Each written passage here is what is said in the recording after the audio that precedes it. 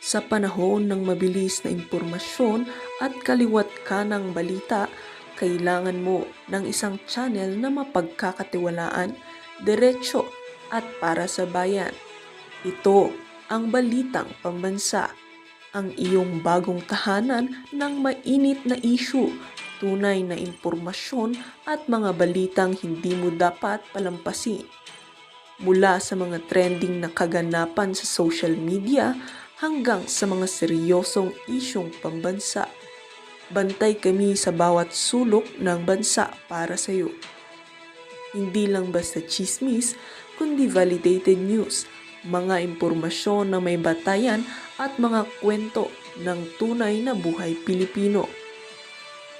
At kung gusto mong laging nauuna sa kaalaman, huwag kalimutang mag-like, mag-share at higit sa lahat, mag-subscribe. Dahil sa Balitang Pambansa, balita mo, boses mo, bayan natin ito.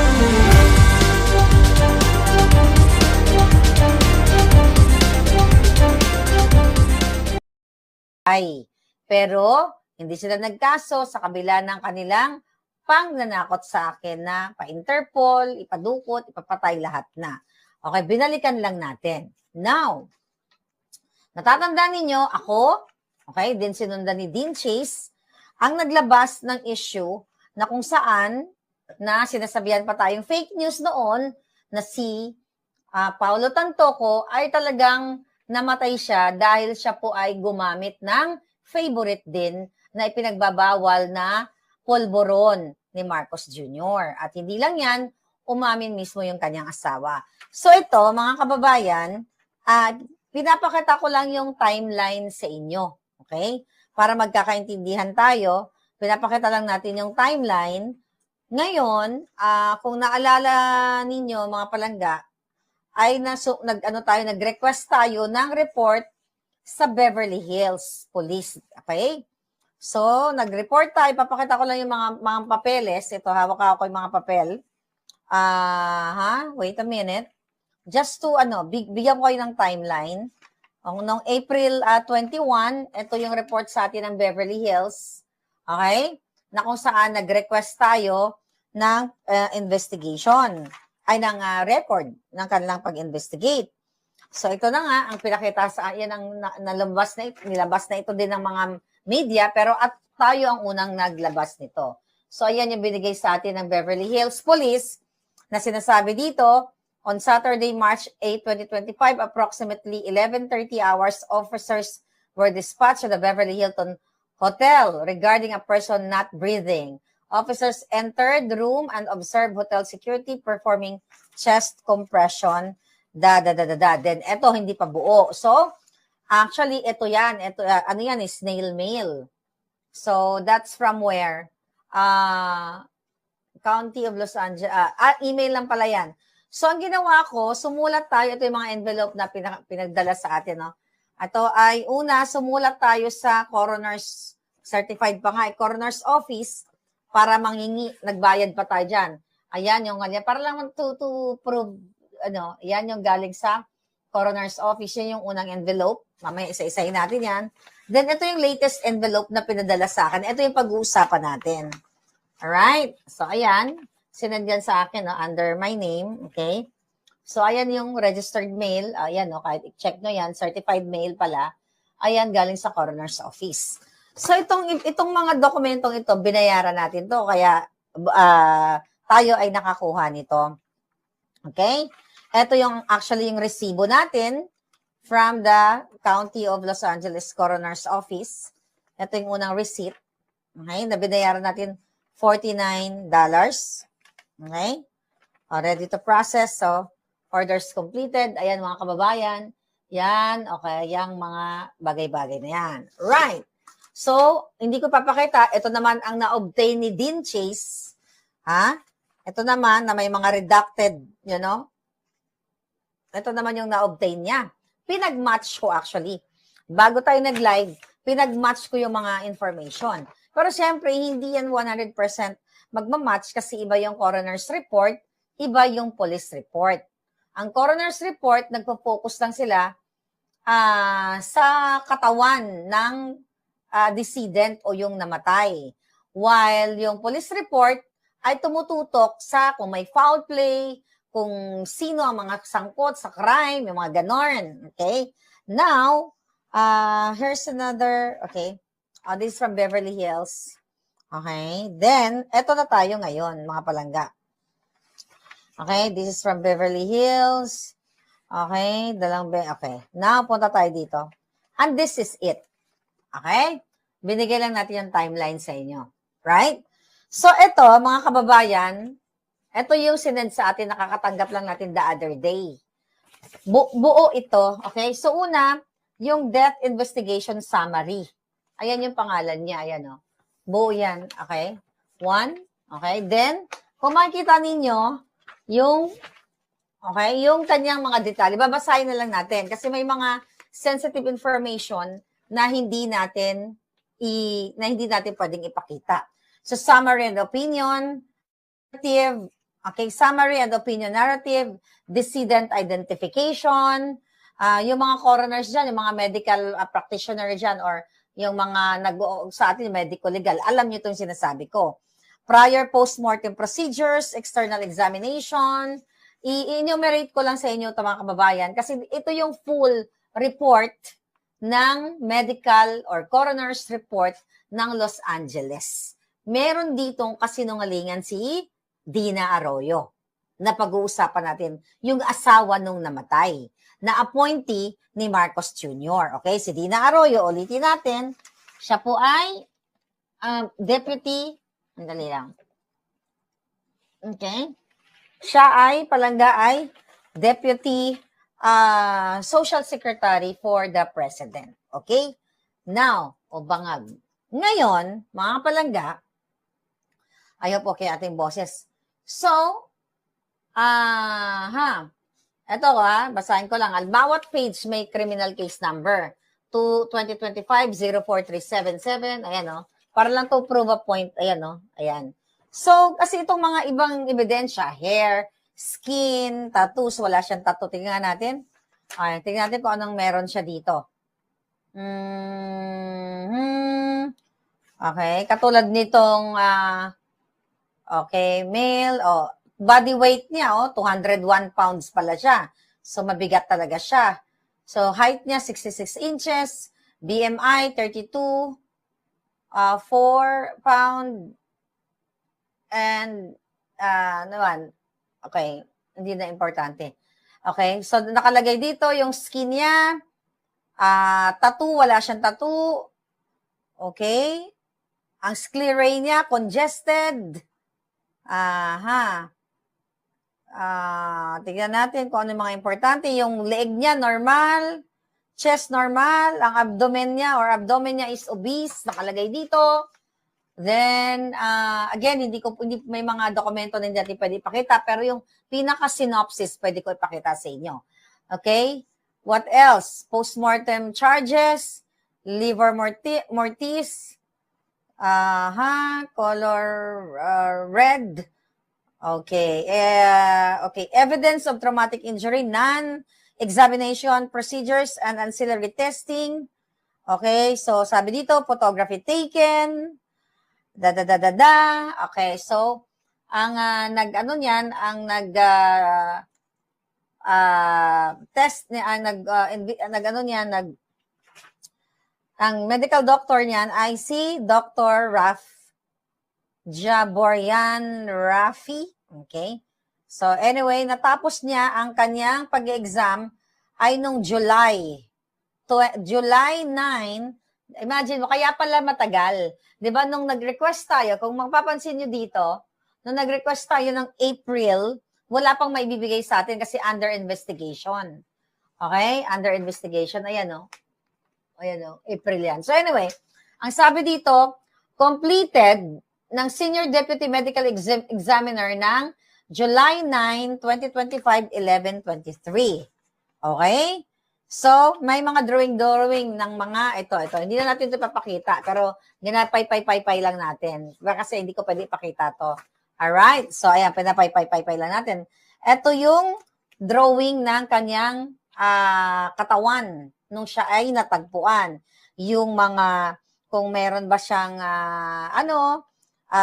pasa, lesions, meron siya actually dito, oh. Sa puwetan niya, merong nakalagay may lesions. Tapos, yung iba, medyo sulat doktor, so hindi ko mabasa. Alright? So next, nandito na tayo sa Forensic Science Laboratories. Okay? So ito yan. Kailangan nyo malaman para to prove to you na itong dokumento natin, hindi po ito AI. Kahit kayo, pwede kayo mag-request nito sa sa coroner's office sa Los Angeles. Magbabayad lang kayo ng $49 kung gusto nyong i-debunk ako. Okay? So ngayon, ayan, kahit si Lisa Tanas, pwede nito. Ngayon, ayan, Forensic Science Laboratory, case number 2025. Jaborian Rafi MD. Okay? Case number 2025-04377, decedent Tantoco Juan Paulo Vargas. Okay. Ang nakalagay dito ay during the time nung tinest na siya, alcohol contain, quantitation, confirmation, hindi siya importante. Yung mga pangalan ng may mga pangalan ng, doktor ba to? Teka, wait a minute. What is this? Drug screen. Okay. So, diniscreen siya. Okay? So, benzo, alam nyo na yan. Polvoron. Okay? So, ngayon, ang mga analyst, iba-iba. Si Kazarian, si Owen. Okay, yan yung mga pangalan. Alright, tignan natin. Okay. So, mga kababayan, ang nakita talaga dito, yung polvoron. Okay? Yung polvoron. Now, pumunta tayo dito sa, what is this? Investigative report summary na tayo. I think pwede ko to ipakita. Ano ba to? Wala namang information. Okay? So, ang hair niya pala gray na. So, puti na yung kanyang buhok. Alright? Tignan natin to, March 8, pending. So, ito yun, Okay, natural accident. Ayan, natural accident. Nakita niyo yan? Nakalagay. Okay, now, turn to next page na tayo. Ito na yung pag-uusapan natin. Ang synopsis. Dito, hindi ito na-report. Hindi pa ito na-report ng media. Baka wala sila, I don't know. Hindi sila nakakuha. So, ipapakita ko na sa inyo, o babasahin muna natin yung, ang tawag dito, yung synopsis. Then, babalik ulit tayo sa timeline ng kaso. Ngayon, sabi dito sa synopsis, o screenshot nyo, you can have it. Okay? Ang synopsis is okay. Kasi public document naman ito. May redacted lang siya. Okay, wag natin ipakita yung... okay. So, ito. Right? Yan yung synopsis. Babasahin ko to. Alright? So, ito'y patunay na talagang ang grupo ni Bangag, ang mga ina-appoint niya, talagang nagdodroga, nagpupulburon. At ito dapat ang pinag-uusapan sa bayan natin. Pero ayaw nilang pag-usapan, kaya si Maharlika na lang ang magbubuwis buhay. Basahin ko yung synopsis.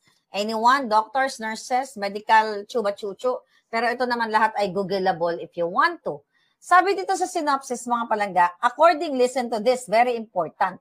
Kung gusto nyo tong i-echo. Okay? Sa synopsis, ito yung sinasabing, according to the reported information, right? The decedent, yung namatay, and this wife have been visiting family in the United States from the Philippines. Dito pa lang sa unang statement, kasi itong nakasulat dito, base ito sa testamento ni Dina Arroyo. So, nagbe-base lang ang coroner's, yung doctor, yung mga examiner, sa testimonya ng next of kin, which is siya, yung asawa. So, sabi niya dito, yun nga, nagbisita lang daw sila, okay? Sa United States, mga kababayan. Ngayon, doon sa police report, actually, okay, wait a minute, ibabangga ko lang ibabangga natin. Itong sa Beverly Hills, magkaiba. Pero again, normal lang na, it's really normal na magkaiba ang police report at saka coroner's report. Kasi nga, ang police, kung may crime sila. Tinignan nila kung may foul play. Ang coroner's katawan lang at yung mga surroundings. Alright? So, dito sa Beverly Hills report, na nakuha naman ni Dean Chase, shout out sa'yo palangga. Okay, I will forward you the report later. I will forward ko kung kani-kanino o sa mga politiko na mga baka pwede silang mag-open ng investigation. Alright? Ang sinabi dito, mga kababayan, na nag-party-party sila dito sa Beverly Hills Police. Totoo naman. Kasi nakita natin nag-party. May pinost tayo dyan na video ni Lisa na I will survive sila, di ba? Okay, tuloy muna natin. Okay? Ulitin ko. According to the reported information, the decedent and his wife have been visiting family in the United States from the Philippines. So, wala silang binisitang pamilya. Umattend sila sa Manila International Film Festival na kung saan, sabi ko nga, ginamit nila ang pera ng bayan. Andun si Lisa Tanas. Deputy Secretary siya ni Bangag. Undersecretary, level ng undersecretary. So, musweldo sa pera ng bayan, di ba? Sabi ko nga, kung ilalabas ng nila yung record sa hotel, sino nag-book, sino nagbayad, yung manifesto sa aeroplano, Kasi very important ito. Then sabi dito, since March 3, 2025, the decedent and his wife, okay, have been staying in a hotel. Imagine mo, March 3, 4, 5, 6, 7, 8. 5 days sila nang nakastay sa Beverly Hilton. Kaya nga sabi ko sa inyo, pera ba nila binayad? O pera ninyo? Dahil nga siya ay Deputy Secretary, Undersecretary ng Office of the President ng adiktos ninyong presidente. Kaya putang ina, jutang dyanina, ayaw niyo pang kumilos. Okay? Ewan ko na lang sa inyo, simula sa siniwalat kong authentication dito sa California, hindi po ako maglalabas ng mga dokumentong ito kung hindi ito official na document. Dahil pwede kong ikakulong ito. Lalo na dito sa Amerika, mga kababayan. Now, here we go. Ang sabi, on March 8, 2025, the decedent have been staying in a hotel and his wife admits they have been using C o polvoron. Alam nyo na. Polvoron and another C. Yung favorite naman ng anak ni Bonjing Remulla. So, pero yung C na yan, which is legal dito sa California. So, wala tayong problema dyan dahil hindi naman illegal substance dyan. Ngayon, and alcohol. Okay, ulitin natin. His wife admits that they have been using C, the polvoron, and another C, and alcohol. Okay, on March 8, 2025, the decedent reportedly used C at approximately 02 hours, meaning alas 2 ng madaling araw. Okay? Alas 2 ng madaling araw, ito wala to sa media. At I believe wala pa to sa report ni Dean, hindi pa to lumabas. Ito ang totoong kwento na galing sa medical o sa coroner's office. Okay? Used at approximately 2 a.m., then used C, the favorite ng anak na Remulla, alright? Naalala nyo na yan. To help him fall asleep. At approximately, okay, gumamit daw, alright, at approximately 3 a.m. or 4 a.m., alas 4 ng madaling araw. Yun ang sabi ng asawa ni Dina Arroyo Tantoco. Ngayon, mga palangga, alright, the decedent's wife believes he got up at approximately 11 hours, alas 11 na ng umaga. Right? So, tignan niyo yung mga oras kasi importante ito eh. Ang sinabi niya dito, okay, sige mamaya na lang natin i-translate kasi ni-ready ko yung timeline para hindi tayo malito. Basahin ko na lang muna yung English version. Alright?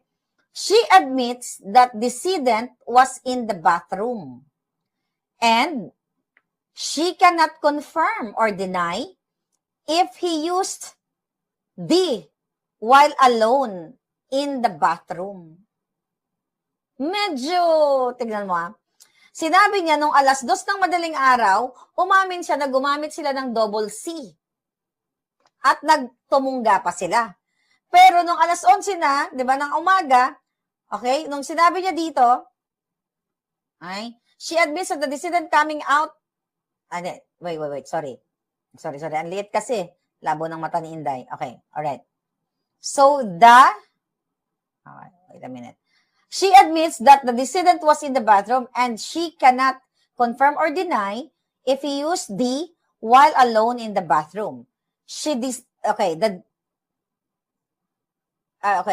woke to the decedent coming out of the bathroom and stating he did not feel well. Okay? Ang sinabi dito, 11:00. Okay? 11:00. Pero di ba ang report natin, 7 hours bago sila tumawag ng medic. Okay? Yun ang report natin. Yun ang unang sinabi sa atin ng mga kasama nila doon sa pinangyarihan ng krimen, ng Polboronic noong March. Nung wala pa tayong hawak ng mga dokumento. Okay. Now, here we go. Alright. She woke to the decedent coming out of the bathroom and stating he did not feel well. She reports the decedent also looked pale and sweaty. The decedent then collapsed in front of his wife, which is, the wife is Dina Arroyo Tantoco, Undersecretary, okay, Deputy Undersecretary sa Office of the President, mga kababayan. Ngayon, alright, the decedent's wife called the front desk, okay, of the hotel for assistance. Reportedly, hotel staff provided resuscitative measures until police arrived, who provided resuscitative efforts until paramedics arrived. Beverly Hills Fire Department Rescue Ambulance number 1 responded, and paramedic Guinea, okay, yung apelyido Guiney, Guinea determined death at 12:05 hours after administering an unknown amount of Narcan. Di ba pinag-usapan natin to?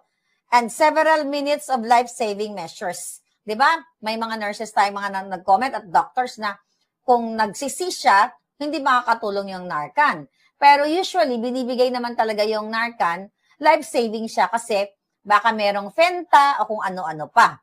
So ito'y nakalagay dito, dokumentado ito. Yan ang sinabi, yung mga commenters natin nung March. Now, sabi dito, there was no reported traumatic injury or suspicion of foul play. An external examination performed at scene revealed the decedent to be in fair condition with no discernible evidence of external trauma. Right? An oral airway was seen in his mouth, and intraosseous ports were seen in his left shoulder and right shin. Ito, defibrillator pads were observed on his torso. The decedent was cold to the touch. Lividity to his back blanched with light pressure, but no rigor mortis was observed. Police discovered multiple plastic baggies of an unknown white powder in the decedent's nightstand drawer. Sa police report, yung kay Dean, ito hawak ko, okay? Ang sinabi dito sa police report, actually, meron ngang mga white powder. Pero magkaiba nga ang report kasi ng ng police at saka ng coroners kasi iba yung kanilang trabaho. Ang sabi dito sa Beverly Hills Police report kay Dean, okay, one clear plastic bag containing a powdery substance. Okay? Preliminary field test pending. But this was March, itong report na ito. Itong report na binabasa ko from coroners, recently, July 9, natapos ito, na-complete ng medical examiner. So nakita nyo, nagja-jibe sila, although hindi identical ang report, which is impossible to be identical kasi iba nga ang coroners, iba ang police. Ang sabi dito, di ba, yung kay Dean, 3 used syringes containing residue suspected to be, alam mo na. Now, tuloy natin yung sinabi dito. Police discovered multiple plastic baggies of an unknown white powder in the decedent's nightstand drawer. Okay? So, well, doon sa una, umamin siya na tumira sila. 2:00 ng madaling araw, tumira sila ng double C. Coca-Cola at saka, para lang, polvoron at saka yung favorite din ng anak ni Ombudsman, yan si Bonjing Remulla. See that? Ito yung mga